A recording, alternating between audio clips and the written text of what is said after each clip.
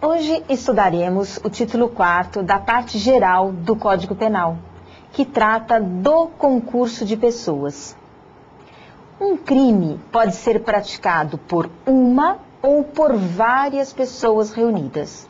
O concurso de pessoas nada mais é do que a reunião de pessoas para cometer um crime. Ou seja, quando mais de uma pessoa concorre para a prática de um crime, surge o chamado concurso de pessoas, também denominado de concurso de delinquentes, coautoria, codelinquência ou coparticipação. Primeiramente, é bom que se faça uma distinção entre o que se denomina de concurso eventual de pessoas, abordado pelo artigo 29 do Código Penal, do chamado concurso necessário. O concurso de pessoas é eventual e pode ocorrer em qualquer delito possível de ser praticado por uma só pessoa, os denominados crimes unissubjetivos. Crimes unissubjetivos. O que vem a ser um crime unissubjetivo? Vamos então relembrar alguns conceitos lá da classificação doutrinária dos crimes. Há crimes que necessariamente só podem ser cometidos por duas ou mais pessoas. São os denominados crimes plurissubjetivos ou coletivos, bilaterais ou de concurso necessário, em que uma única pessoa sozinha não pode cometê-lo. Faz-se necessária a presença de duas ou por vezes mais pessoas para que se possa cometer esse tipo de crime. É o caso da bigamia, da rixa e ainda do crime de quadrilha ou bando. A pluralidade de agentes é indispensável para a prática do crime. Ao contrário, nos denominados crimes unilaterais, unissubjetivos ou monossubjetivos, uma única pessoa sozinha pode cometê-lo. É o caso dos crimes de homicídio, furto, roubo, estelionato, entre tantos outros. Esses crimes podem ser praticados por uma pessoa ou mais. A atuação única ou conjunta é indiferente. No crime unilateral ou monossubjetivo, apesar de poder ser cometido por uma única pessoa, por vezes é cometido por várias pessoas reunidas em conjunto. Quando isso acontece, estamos diante do concurso eventual de pessoas, disciplinado pelo artigo 29 do Código Penal. O concurso de pessoas também pode ser definido como a reunião de duas ou mais pessoas de forma consciente e voluntária para cometer um crime, que eventualmente poderia ser cometido por uma só pessoa. É a ciente e voluntária colaboração de duas ou mais pessoas na prática da mesma infração penal, nas palavras de Júlio Fabrini Mirabete. Há, na hipótese, convergência de vontades para um fim comum, que é a realização do tipo penal.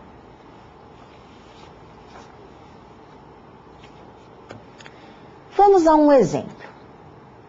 Digamos que Pedro necessita de dinheiro e resolve, então, roubar um banco. Pedro poderia perfeitamente efetuar esse roubo sozinho. Contudo, Pedro pensa na dificuldade que teria para ingressar no banco, armado, ameaçar o caixa, subtrair o dinheiro e fugir impunemente. Diante disso, Pedro resolve convidar 3 amigos para, juntamente com ele, efetuar esse roubo. Então, Pedro convida Paulo, ex-vigia desse banco que ele pretende roubar, que lhe fornece, então, todas as informações acerca da segurança bancária. Pedro também conversa com Cláudio e João e se acertam no seguinte sentido: João vai permanecer do lado de fora do banco, na direção de um veículo, e auxiliará a todos na fuga, após praticado o roubo. Cláudio, por sua vez, ingressará no banco juntamente com Pedro e se encarregará de render o vigia para que Pedro possa, então, livremente constranger, sob ameaças, os demais funcionários da agência bancária. Não haveria clientes, posto que o horário marcado para a prática do roubo foi fora do expediente bancário para o público. Tudo combinado e o roubo foi praticado. Nesse exemplo que eu acabei de mencionar, temos a conduta de diversos agentes, na verdade, 4, cada qual fornecendo sua parcela de contribuição para o fim almejado por todos. Se analisarmos as condutas de Pedro, Paulo, Cláudio e João, verificaremos que algumas dessas condutas são típicas, as de Pedro e Cláudio, e outras condutas são atípicas, as de Paulo e João. Como punir a conduta dos agentes que efetivamente colaboraram e participaram de um crime de roubo, se suas condutas perante o Código Penal são atípicas? É por força da regra de extensão do artigo 29 que a conduta atípica do partícipe, que está relacionada à conduta típica do autor, se tornará punível. O Código Penal, em seu artigo 29, ao dispor sobre o concurso de pessoas, adotou a teoria monista, ou monística, ou unitária, dispondo que quem, de qualquer modo, concorre para o crime, incide nas penas a este cominadas, na medida de sua culpabilidade. A teoria unitária se contrapõe às teorias dualista e pluralista, adotadas por outras legislações penais. Segundo a teoria pluralista, cada qual responde por um crime autônomo. Já, pela teoria dualista, os autores respondem por um crime, enquanto os partícipes respondem por outro crime. Assim, segundo dispõe o caput do artigo 29, nos termos da teoria unitária, não importa a forma pela qual se dê a contribuição, a colaboração da pessoa, maior ou menor, para a prática do crime, pois todos os agentes responderão pelo mesmo crime. Então, no exemplo que eu acabei de fornecer, todos os agentes, Pedro, Paulo, Cláudio e João, responderão pelo mesmo crime de roubo qualificado.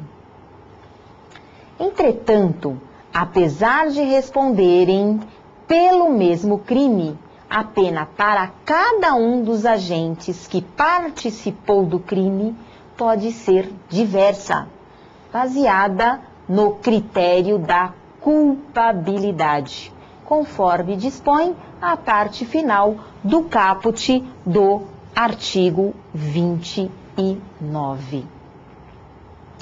Em princípio, permanece a lei penal brasileira agasalhando a teoria monista, dispondo que só há um crime e que todos os concorrentes ou participantes respondem por ele, incidindo na mesma pena abstratamente fixada.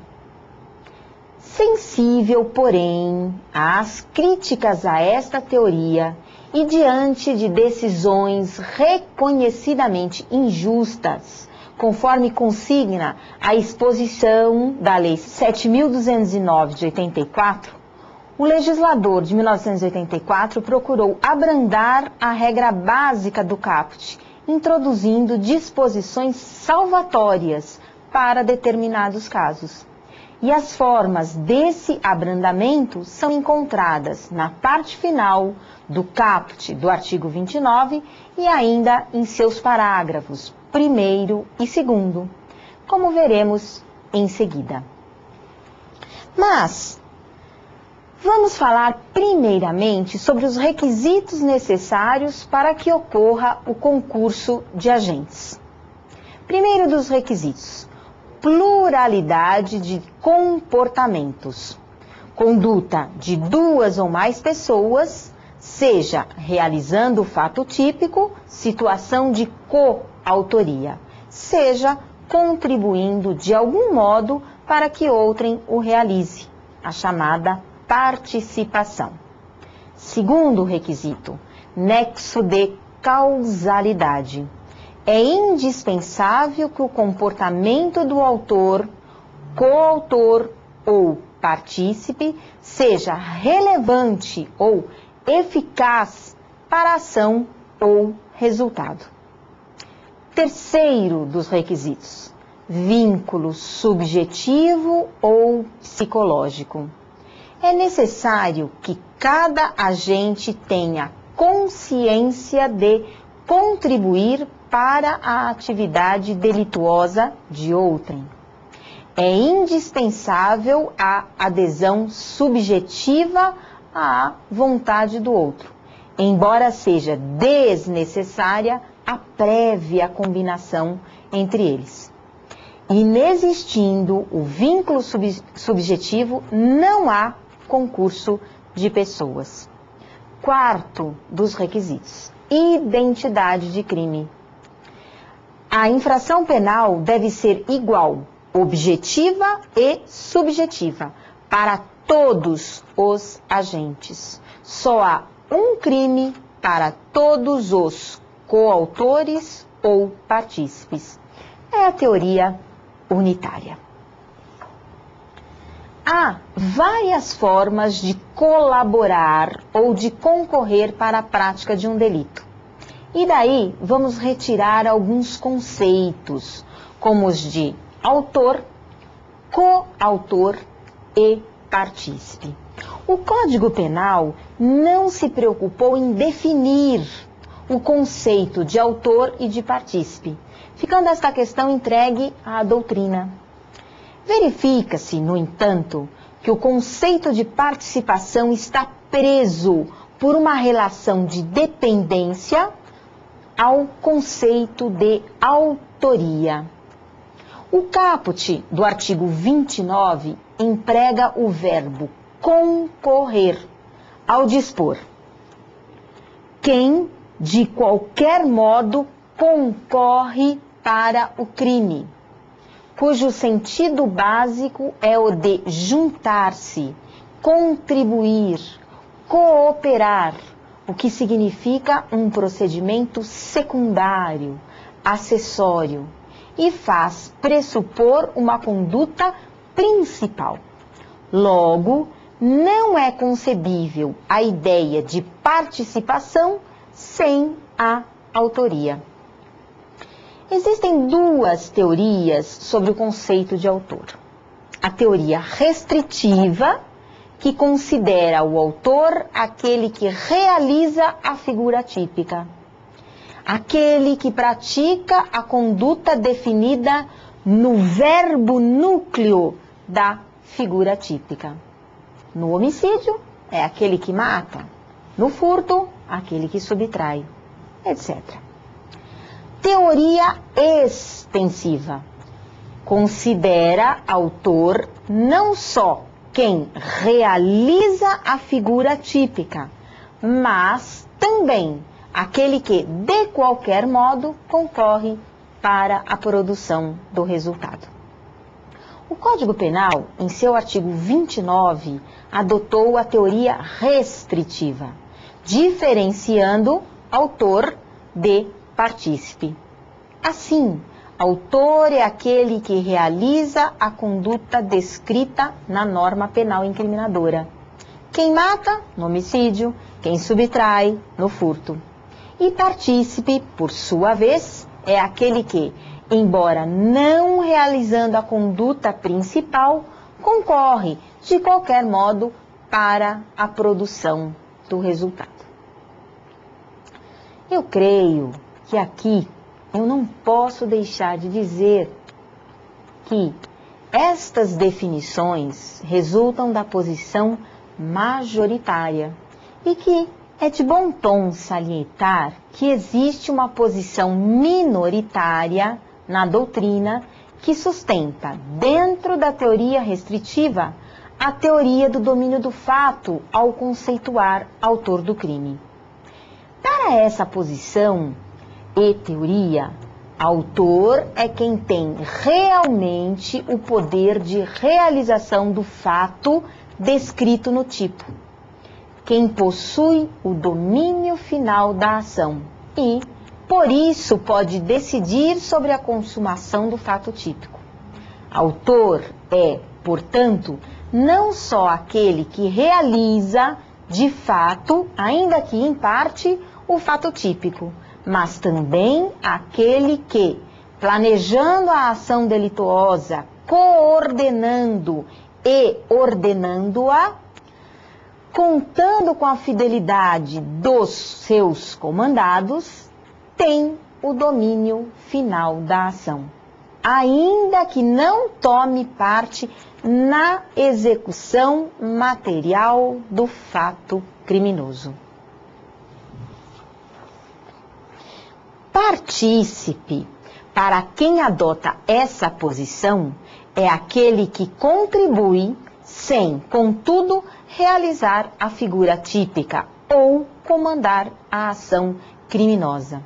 Ele não pratica a conduta descrita pelo preceito primário, mas pratica uma atividade que contribui para a formação do delito. Bem, feita essa observação, voltemos aos conceitos de autor e partícipe que nos é dado pela teoria restritiva. Autor, aquele que realiza, no todo ou em parte, a conduta descrita pelo tipo.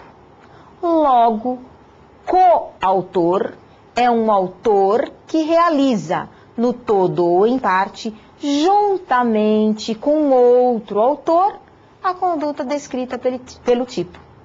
Nessa hipótese, temos a realização do tipo de forma conjunta. Cada coautor é um autor e, por isso, deve apresentar as características próprias de autor.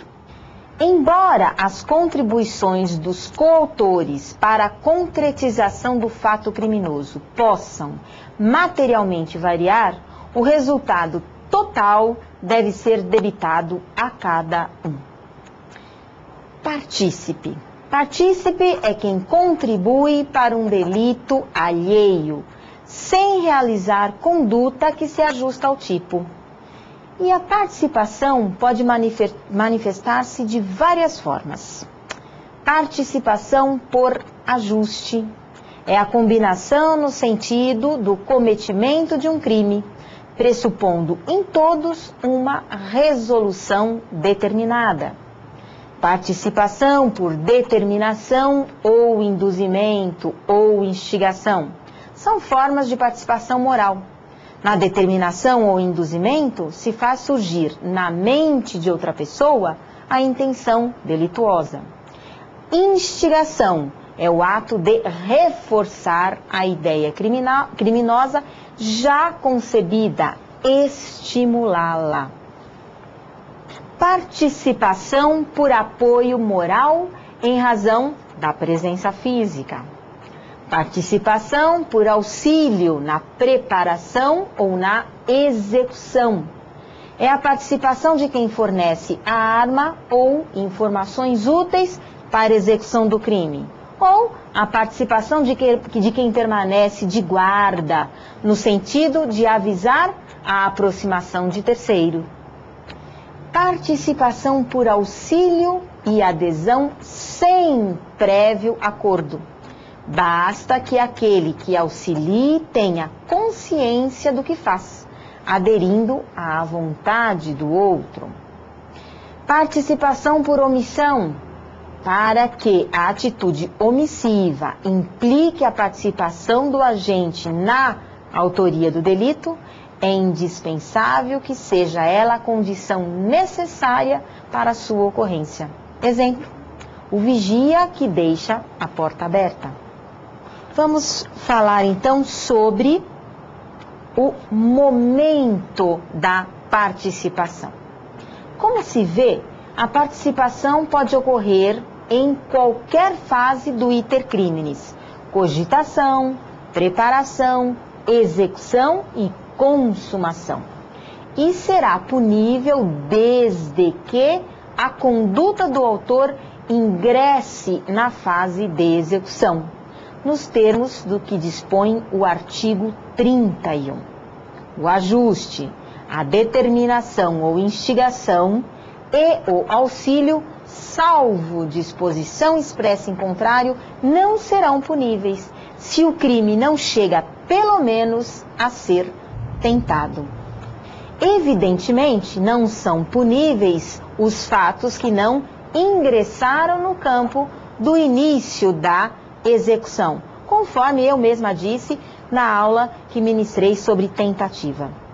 Porque estão ainda na fase de cogitação ou de atos preparatórios, ressalvadas as hipóteses em que são puníveis como crimes autônomos, como no caso da incitação ao crime, previsto no artigo 286 do Código Penal, que são casos de instigação, e de quadrilha ou bando, previsto no artigo 288 do Código Penal, que seria caso de ajuste para delinquir.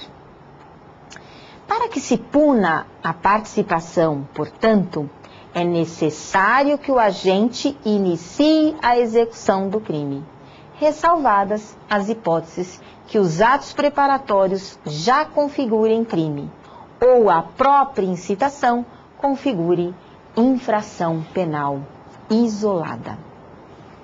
No tocante à aplicação da pena, não obstante autor, coautor e partícipe responderem pelo mesmo crime e, portanto, estarem sujeitos abstratamente à mesma pena, é possível que as penas concretizadas de cada agente colaborador sejam diferenciadas, em face do que dispõe o artigo 29 em sua parte final, na medida de sua culpabilidade. Assim, é perfeitamente possível que o partícipe receba a mesma pena do autor ou coautor, pena menor ou ainda pena mais rigorosa, sempre na medida de sua culpabilidade. Mas o partícipe pode também ser beneficiado com uma causa de diminuição de pena. É que o artigo 29, em seu parágrafo 1º, prevê causa de diminuição de pena de 1/6 a 1/3, aplicada somente ao partícipe e não ao autor ou ao coautor. O legislador emprega a expressão "se a participação for de menor importância", o que implica afirmar que essa possibilidade de redução da pena deve ser reservada ao partícipe, e somente quando sua participação tenha sido considerada de menor importância. O juiz analisará, no caso concreto, de acordo com a prova dos autos, se a participação do agente foi de menor importância, de forma qualitativa e não quantitativa. Outra disposição aplicada também ao partícipe é a do parágrafo 2º do artigo 29, que trata do caso em que o partícipe quis praticar crime menos grave do que o praticado pelo autor principal. Tal dispositivo refere-se apenas ao partícipe e não ao autor ou coautor, já que esses querem dolo direto ou assumem o risco de causar o resultado mais grave, dolo eventual. O dispositivo usa a expressão algum dos concorrentes, cujo sentido básico é de contribuir, cooperar, o que significa um procedimento secundário, acessório e faz pressupor uma conduta principal a do autor. É a hipótese da chamada cooperação dolosamente distinta. Dispõe o parágrafo 2º que, se algum dos concorrentes quis participar de crime menos grave, ser-lhe-á aplicada a pena deste. Essa pena será aumentada até metade na hipótese de ter sido previsível o resultado mais grave. Assim, se o partícipe age com dolo e vínculo subjetivo para a prática do crime X, não pode ser responsabilizado pelo crime Y, mais grave, pois não agiu com consciência de contribuir para o delito Y, e nem mesmo com dolo, quer direto ou eventual, não podendo ser responsabilizado por crime que, de fato, não desejou e que não tinha consciência que para ele contribuiria.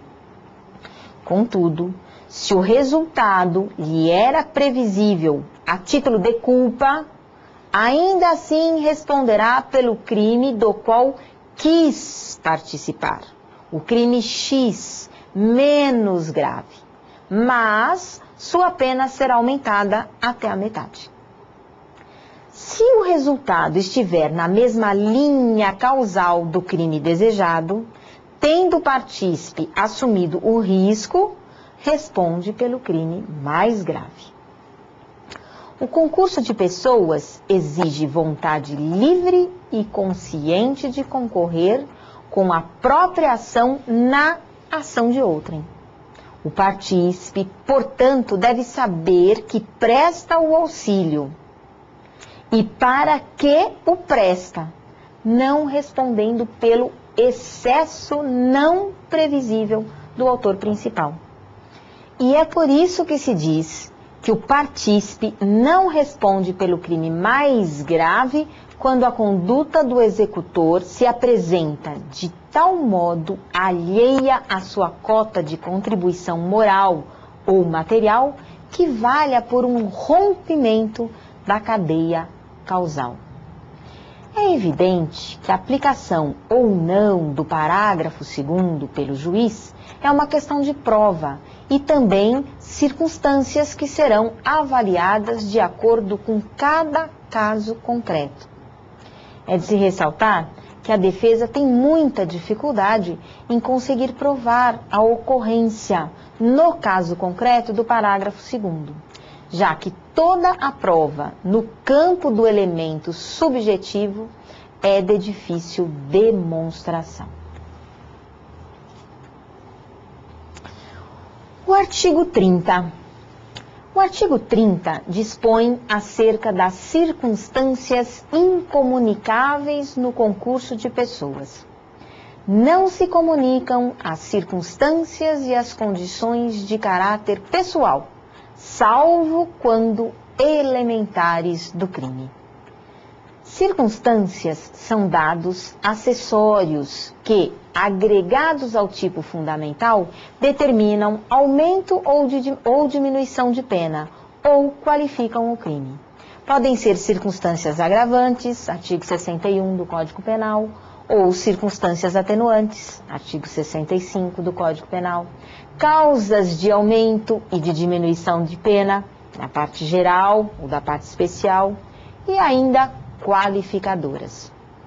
Circunstâncias objetivas relacionam-se com os meios e modos de realização do crime, como tempo, ocasião, lugar, objeto material. Circunstâncias subjetivas de caráter pessoal dizem respeito ao agente, mas não constituem elemento inerente à sua pessoa. Condições pessoais. Qualidade inerente ao agente. Exemplo: casado, condições de parentesco, de profissão, de emprego, cônjuge, funcionário público. Elementares são os elementos componentes do tipo. Desta forma, não se comunicam as condições ou circunstâncias de caráter pessoal, natureza subjetiva, ou seja, não se transmitem aos coautores ou partícipes. A circunstância objetiva não pode ser considerada no fato do partícipe se não ingressou na esfera de seu conhecimento. E as elementares, sejam de caráter objetivo ou pessoal, se comunicam entre os fatos cometidos pelos participantes, desde que tenham ingressado na esfera de seu conhecimento. Dar aí alguns exemplos de incomunicabilidade de caráter pessoal para que eu possa me fazer entender. A.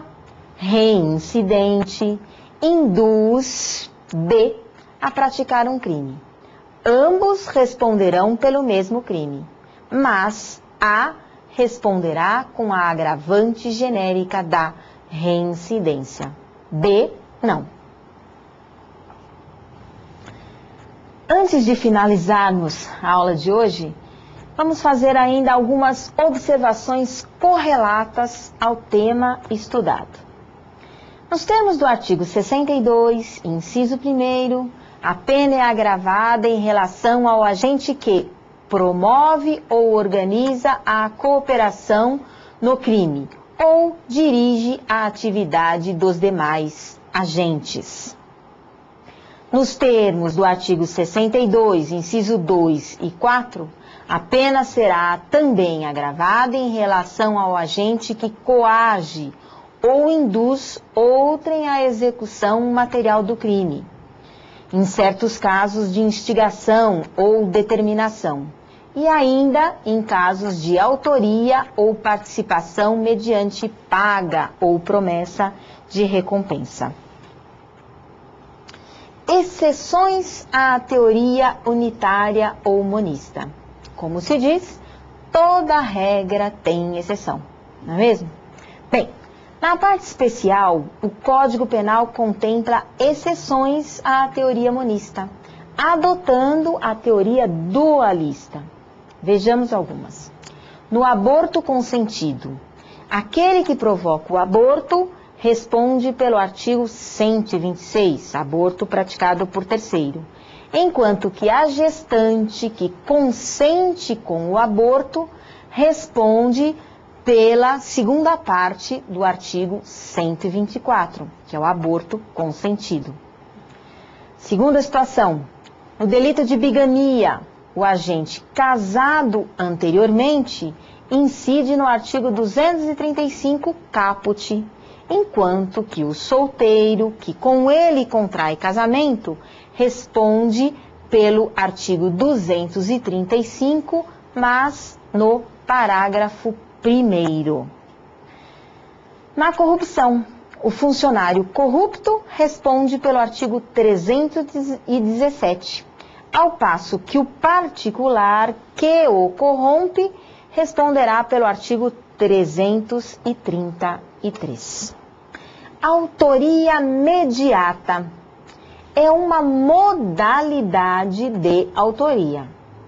O agente, para executar a conduta típica, se serve como instrumento de um terceiro, que realiza materialmente a conduta.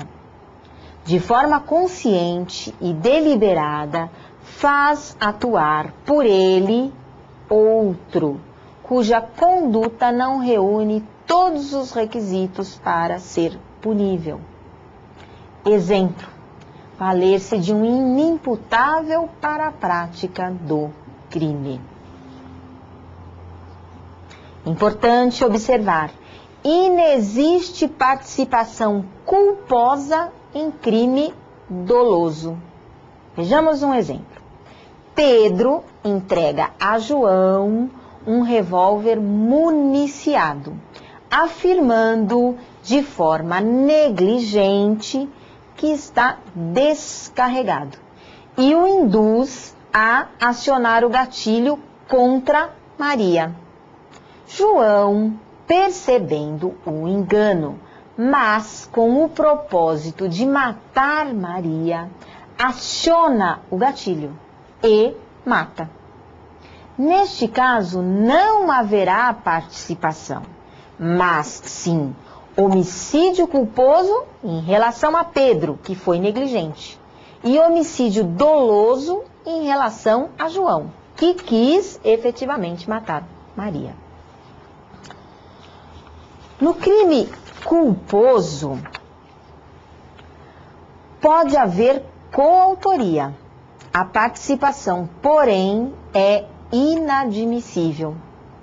Ocorre que o crime culposo tem tipo aberto, sendo típica toda conduta que descumpre o dever objetivo de cuidado. No crime doloso, a conduta é determinada, permitindo, assim, a mera participação. Já na modalidade culposa, o tipo não define o comportamento, considerando-se autor todo aquele que descumpre o cuidado objetivo necessário. Desse modo, se o passageiro instigar o motorista a imprimir alta velocidade em seu veículo, provocando um acidente com vítima, o motorista e o passageiro serão considerados coautores do delito culposo.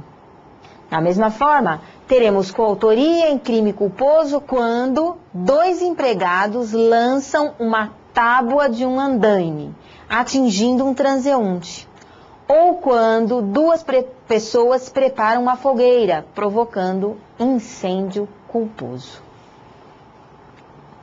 Autoria colateral decorre da ausência do liame subjetivo entre os agentes. É a hipótese de dois ou mais agentes, cada um desconhecendo o comportamento dos demais, praticarem, todos eles, condutas tendentes à produção de um resultado visado por todos, mas que ocorre em razão da conduta de um só deles. Exemplo, para aclarar melhor a situação. João e Pedro, cada um desconhecendo a ação do outro, atiram em Maria, com o propósito de matá-la, provando-se posteriormente que o disparo de João foi o único causador da morte de Maria. Neste caso, não há coautoria nem participação, respondendo João por homicídio consumado e Pedro por tentativa de homicídio. Caso houvesse o liame subjetivo entre eles, ambos responderiam por homicídio consumado, em coautoria. Contudo, nos casos de autoria colateral, se não se conseguir apurar qual das condutas produziu o resultado, como no exemplo que acabei de mencionar, caso não se apurasse quem foi o autor do disparo que matou Maria, a solução seria ambos responderem por tentativa de homicídio, excluindo-se a responsabilidade pelo resultado morte, em razão da autoria incerta. Bem, é provável que eu não tenha esgotado todo o assunto relacionado ao tema do concurso de pessoas. Na verdade, eu não esgotei mesmo todo o assunto, mas eu tenho certeza que os senhores têm conceitos suficientes para enfrentarem o exame da ordem, seja qual for o estado, e também concursos públicos. Mas é óbvio que, se puderem aprofundar o estudo desse tema, encontrarão um campo fértil em questões divergentes e polêmicas, que certamente contribuirão para o crescimento jurídico dos senhores.